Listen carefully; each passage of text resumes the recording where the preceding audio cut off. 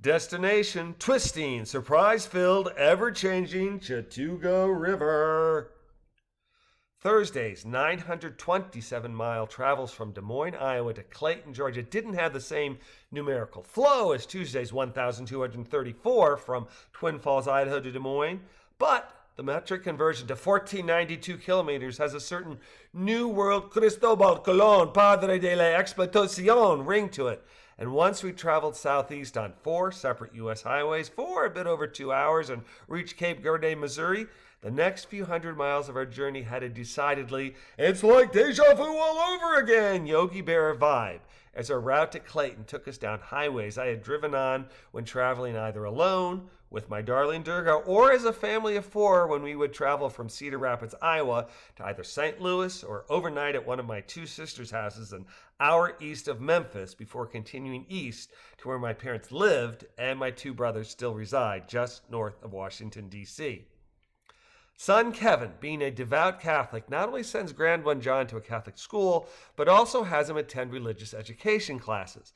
And as fate would have it, John's religious education class falls on Wednesday evening. So after John's thrilling and reasonably successful foray into the land of two-wheeled cycling, John and Kevin made their way to Des Moines St. Pius X Church, where Kevin assists in a class and John learns how to be pious. So the 2 of them headed a bit west while Sean made his way downtown to Rachel Lynn's for a first date with his heart's desire. At least a first date in over 5 years of requited, but decidedly dysfunctional mooning for her. Prior to Sean's departure, I'd asked, "You'll be home tonight, right?" My inquiry not intended as prying into his love life, but rather to ensure that we'd be hitting the highway at a reasonably bright and squirrely 5 a.m. with me at the early morning go east, young man go east, up before the sun hour to meet with Durga in Clayton, Georgia by dinner time. "I'll be home by 5, came his classic non sequitur, an answer that drew a raised eyebrow, right side only lopsided grin. "I don't think that was an answer, but please make sure you are. It's going to be another long day of driving." "Check, no problem. I'll be here by 5. "Cool. Have fun, and if you can't be good, be careful," he replied, shaking his head while smiling. "Love you. Love you too. Say hey to Rachel Lynn for me." "Will do," before he headed out the door. Katie and I chatted with the TV on, and I managed to stay awake until Kevin and John returned from religious education class, but not for very long. Kevin inquired about dinner. I told him I'd had a bowl of cereal and a peanut butter sandwich, then hugged and kissed KK and Jay, and said to John, "It was so great seeing you. Love, love, love, love, love you." A sentiment his 6 3/4-year-old brain still found socially acceptable. We hugged, he returned my "I love you," and I slipped off to the spare room and fell asleep, and stayed asleep until a bit after 3 a.m., which my circadian rhythm knew was actually 2 in the morning.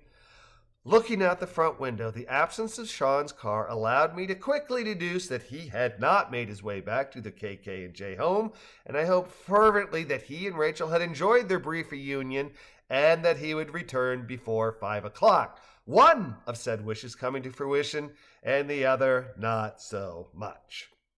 At 5 o'clock, I texted Sean. 5 o'clock. At 5:02, I received his text. "I'm coming." We will ignore where my prurient brain went with that text, and at 5:08 he sent 15 or so out. I responded with my signature K, said letter being both my initial and my shorthand for message received. Civil twilight officially began in Des Moines at 6:25 a.m., and by the time the sky had reached that gray glow, I'd driven roughly 50 miles east on Iowa State Road 163 before stopping for gas. And during that span, Sean and I discussed his feelings for Rachel, as well as some of the highlights of his evening. With a wicked smile on my face, I asked if there was any chance of Rachel accompanying him to his cousin Nick's wedding on November 25th. Sean, understanding exactly what I meant concerning my 4 siblings and their spouses' amusement with, interest in, and incomprehension of Sean's ongoing un-merry-go-round relationship, smiled back, laughed, and shook his head. "I doubt it. Thanksgiving is a big deal at her parents', and she'll probably go there."